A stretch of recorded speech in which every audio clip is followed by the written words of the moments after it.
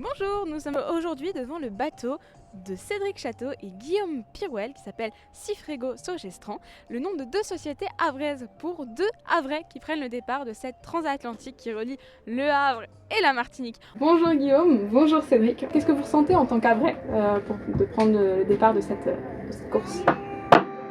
Et bah ouais, c'est un peu particulier parce que on a tous les deux pris des départs de transat qui partaient d'ailleurs du Havre que le Havre. Mais le départ WAF, ça rajoute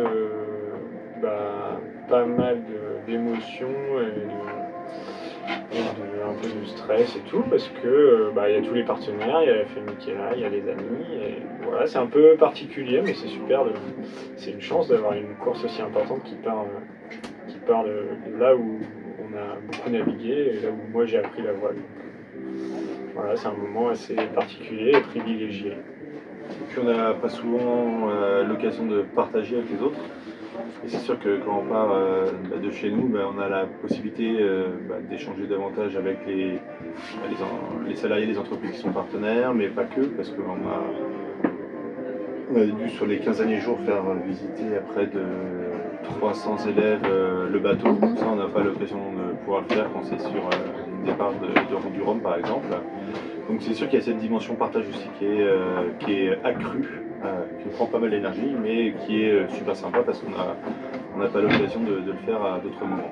Qu'est-ce que représente le Havre par rapport à votre lien avec la voile? Toi, je sais, Cédric, que tu es prof de voile ici.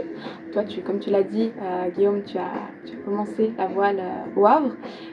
C'est quand même un lien un peu particulier. Comment vous expliquerez, vous raconterez ça? Non, moi j'habite, je ne suis pas havrais, hein, je suis un émigré. Ça fait 23 ans que j'habite le Havre. Je travaille au centre d'entraînement voile Normandie qui est basé au Havre, qui accueille les meilleurs coureurs de Normandie et de la périphérie de notre territoire.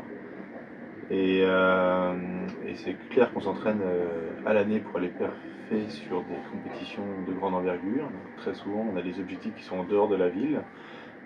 Et une Transat Jacques Vabre, ça rassemble un petit peu, ça permet de rappeler à tout le monde ici qu'il y a des gros objectifs, qu'il faut s'entraîner.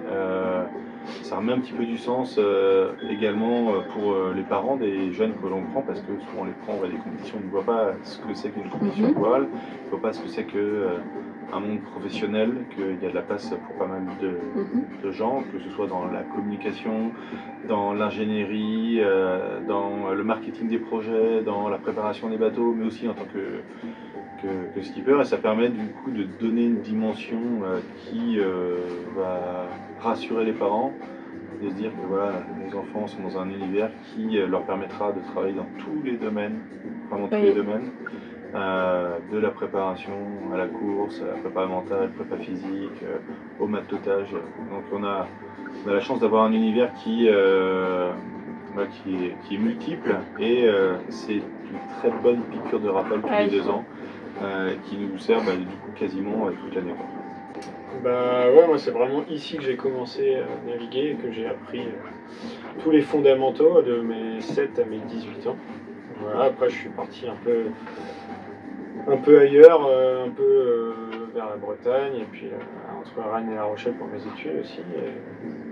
Et voilà, mais c'est avec plaisir que je reviens, et je suis toujours licencié au Havre, et voilà, je suis très content de pouvoir prendre le départ de cette course que j'ai vue pendant de nombreuses années partir depuis la falaise. Donc voilà, jamais j'aurais imaginé quand j'étais petit prendre le départ de cette course, mais c'est une chance, et puis de partir d'un endroit où j'ai tellement navigué, c'est super.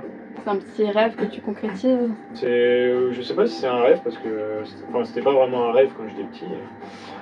Je regardais avec beaucoup d'étoiles dans les yeux ces départs de course, mais c'était pas forcément un objectif quand j'étais petit. Mais ça l'est devenu petit à petit. Justement, aux yeux de beaucoup d'Havrais, j'en ai rencontré un pas mal, et à chaque fois ils me parlent de tous les skippers qui prennent le départ, les skippers havrais qui prennent le départ de cette transat, vous les faites littéralement rêver.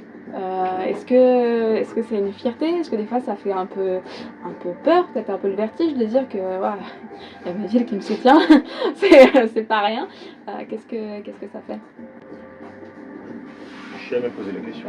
Non, après, chaque skipper, peu importe d'où il vient, il est un peu soutenu par Ses origines. ses origines. Je pense que c'est un peu particulier au Havre parce que les Havrais ont l'habitude de voir ce départ tous les 2 ans et il y a de plus en plus de Havrais au départ. On n'est pas encore assez nombreux, mais petit à petit il y en a de plus en plus et voilà, on commence à voir des bateaux qui sont basés à l'année dans le port du Havre, ce qui n'était pas le cas il y a encore quelques années. Donc il y a une petite dynamique course au large qui se met en place et je pense que les Havrais sont plutôt contents de voir ça et de pouvoir venir encourager les marins havrais au départ. Merci beaucoup les gars. Merci.